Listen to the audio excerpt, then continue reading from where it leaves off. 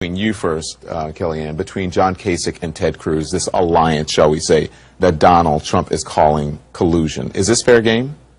Are they playing by the rules here? Oh, absolutely. It's completely transparent. Donald Trump's tax returns aren't. I'd like to see those be transparent. We're talking about the word. But most people understand what it's in reference to. All right, so Kellyanne. I understand. I respect that. All right. I think that was a great try, Scotty, but it's vulgar. And this is the equivalent, really, in New Hampshire of Donald Trump skipping the debate in Iowa. It cost him votes, and I think people will think thrice now when they go into that ballot box and say, look, I've tried to send a message all along through Donald Trump to the establishment, but now I got to get serious about sending somebody to the White House. The voters, they've thought very deeply about policy, and they have the reasonable expectation that the candidates have thought about it, too.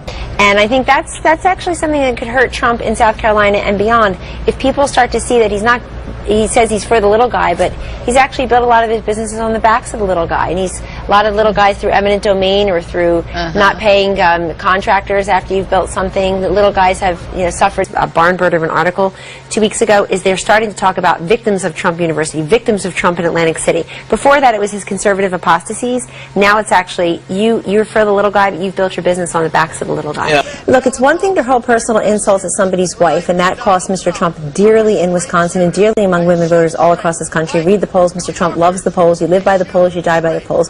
But it's quite another to accuse Ted Cruz himself and professionals who have been at this as long as you have, Ed, practically, of committing a felony and breaking a law. I mean, we could just brush it off, but it shows you the danger of just saying things that aren't true. You can whine and complain all you want that you didn't know the rules and you changed the rules. And I would also say there's an analysis today that Donald Trump's won 35% of the popular vote, but 42% of the delegates already. So apparently they like the rule. They like those rules. You're going to look the viewers in the eye and tell them that it's a false report, that Stone and others are saying we will publish that where your hotel room is. I didn't say that was false. We will come and knock on your door and threaten you if you don't support Trump. Is that okay? I never said that report was false. We can obviously see that on a video campaign that he was let go we'd love to see Kayleigh, Donald Trump stand up and say, Roger Stone, cut the crap. Stop threatening people in their lives. That's not democracy. I mean, you want to be commander-in-chief and president of the United States, president of the free world, you're going to be asked tough questions. But I have to just say, as a pro-lifer with many pro-life candidates who are very disappointed,